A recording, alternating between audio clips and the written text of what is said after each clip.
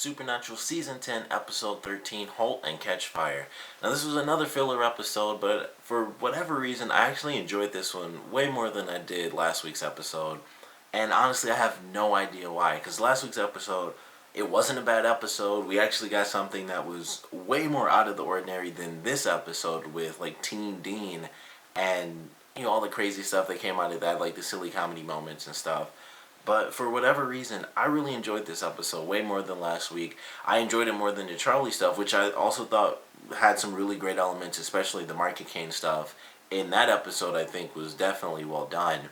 But this episode, for whatever reason, just really appealed to me, and I guess it was because it was just like an older episode. And granted, a lot of the fillers this season have been like that, where it's just like a monster of the week type of thing. And we've had other episodes even this season that were fillers that were just like, what's happening? Who's killing who? We don't really know. And I don't know why. Like, I just really enjoyed this episode. It was a simple case. It was just like, what's happening? And maybe it's because, for whatever reason, I love when they have like the spirit-based stuff and it's not just, alright, we burn the body, which obviously is always the case. They never burn the right thing. It's never that person when they first do it. And it's always really cool when they have the spirits that aren't tethered to something, and it's like, what the heck is it tethered to? Is it tethered to a person? Like, I instantly remember there was the one episode, I believe the characters were either twins or they were just sisters, and one person had like the kidney of the vengeful spirit, and the vengeful spirit was like trying to kill everyone that was coming towards their sister, but it was like misinterpreting like every single interaction with someone. Like, if they had like the slightest disagreement, the vengeful sister would kill for the living sister because she had her kidney. And that was one of those really cool, spirit-based things where it's like they can't, burn the kidney because it's inside this girl who obviously needed it. And then there are the other cases where, spirits are tied to toys or something. Like, I remember, and I believe this was only in the last season, they had the episode with, it was the episode with Teen Dean when he was like first introduced, I guess, at sort of the home, and the little boy's mother was tied to him. It wasn't even through the toy, that's what they thought, but it was just the boy himself. He had to let go of his mother. And that's kind of what it was in this episode, where the woman had to let go of her husband. But it was really cool. They had no idea what to do. It was like, alright, he's not tied to any objects. We can't we can't burn his body because he was already cremated. He's somehow jumping from object to object. Then that's also one of the things that I feel is always a little bit different. It might be similar on a very base level. Like, how is this, excuse me, it's like, how is this spirit jumping from this random item to this random item? And I feel like it's always done in a different way. And in this one, I thought it was actually really cool that because the guy died through like the electrical wires, which were connected to Wi-Fi, he could literally jump from any object he wanted to that was connected to Wi-Fi, and then he could jump from any Wi-Fi object to any normal object, so he wasn't tethered in any way, shape, or form. He could just jump from any Wi-Fi spot to another, and then from there he could be, I guess, a bit more typical, like what he did in the beginning of the episode, which was he jumped from the phone itself into the entire car, and he took control of that, and then basically just jumped into the phone. I would assume he jumped into the phone again, and then just poof, like off into space and through Wi-Fi. So I definitely loved that. I thought it was a really cool concept where they couldn't really do anything to stop this ghost, because if anything was connected to the internet through Wi-Fi, he could just get you, and that was all there was to it. So I thought that was definitely cool. And really, I think that was it. It was just the fact that it was a typical case, which, like I said, doesn't make any sense why I would like this more than, especially the last two episodes, which both showed something at least fairly unique. The Charlie stuff was probably slightly more common than last week's episode, but the Charlie stuff had like the really cool Market Kane thing with Dean really struggling. He was kind of like at the peak of trying to be great and go the good route. But then, by the end of the episode, he snapped and, like, beat up evil Charlie. And then the last one, of course, we had, like, Teen Dean and stuff. And kind of the little nod to Rowena and, like, her coven sending actual witches to take her out and stuff.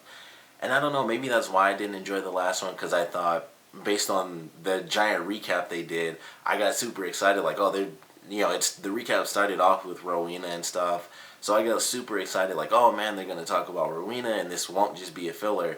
and then it turned out to just be a filler episode. So I think that's what it was, that it started, and I thought I was being really surprised, pleasantly surprised, and then it turned out to be a normal filler, which I expected, like from the week before, but then it kind of switched at the last second. And in this one, I wasn't expecting that at all. I figured it was gonna be filler. I mean, I didn't know what to expect when they went back showing like super super old recaps, which I felt were admittedly unnecessary. Just like in the last episode, I felt like they showed a bunch of extra stuff that they didn't need to show in the recap, because the vengeful spirit thing, they could have shown like just the one little overlay, like, hey, vengeful spirits, if they stick around long enough, that's how they become vengeful spirits. Like, no spirit can stick around and just stay good the entire time. I feel like it could have just been that and a couple of other things. Like, they talked about the Mark of Cain, which, just like in the last episode, it came in mostly towards the very end, and it was just like,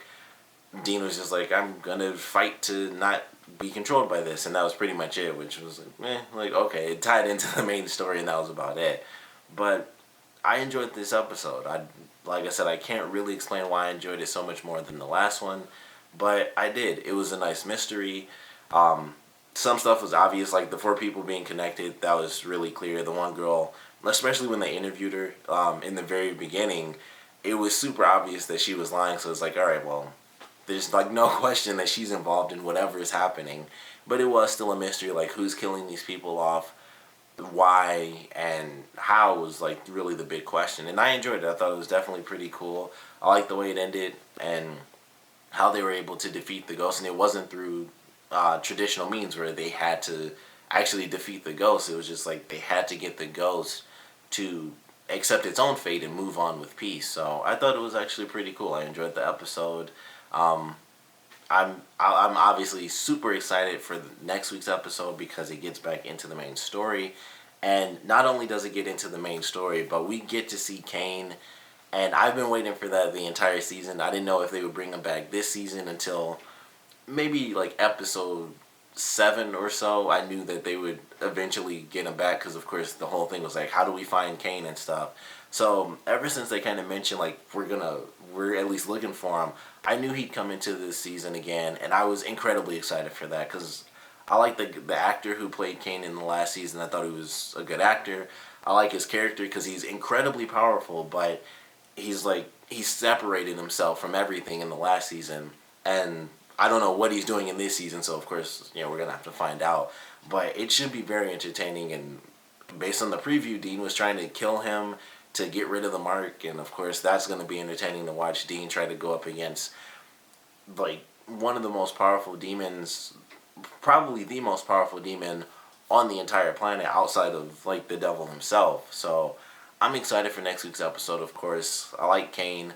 I don't know if we're going to get much out of Cass's storyline and stuff like that. I hope we do, because any main story based episode, they tend to put every single storyline in at least a tiny bit. So I'm looking forward to that, seeing Cass and getting some stuff out of that. Possibly seeing Rowena, which I have to assume because I saw Crowley in the preview, so she's going to be in there somewhere trying to manipulate him and doing this and doing that. Who knows? But I'm excited for next week's episode. But like I said, I did enjoy this one for whatever insane reason. Maybe it was just like, all right, it's the third filler. I knew what was coming. I just got into like a beautiful state of mind, and it was just natural for me. I don't know, but I did enjoy the episode. Of course, I want to know what you guys thought, so please comment below. Let me know your favorite parts, your least favorite parts, and what do you guys want to see with Dean versus Cain? Like, what do you want to have come out of that, and what do you think is going to come out of that? Like, outside of just speculations based on everything that has happened this season, maybe even, the past couple of seasons, some stuff leading up to this episode. What do you think is really going to come out of that? Because I know the most obvious thing is, even with Dean going up against Cain, Cain's not going to kill Dean off. And if he does, that'll be an insane episode. So, we'll have to wait and see. I highly doubt it. But I'm just hoping for a really good fight. Like, that's what I want, a really good fight. At least another big step. I'm sure it won't get solved in the next episode because Dean wanted the mark. I feel like Cain didn't want the mark, and that's kind of why he gave it up to begin with, because he never really wanted it in the first place. He kind of had to do that to save his brother and send him up to heaven. But I just really want a good fight and at least like a giant step towards something. I don't really know what, but either getting rid of the mark or Dean, kind of going evil again, maybe, because that could really act up sort of the evil side of him since he's going up against Kane and trying to kill him. That might just really kick things up for both of their characters. But I'm definitely excited for it. Like I said, I want to know what you guys think and thought about this episode. So please comment below, let me know, and thanks for watching.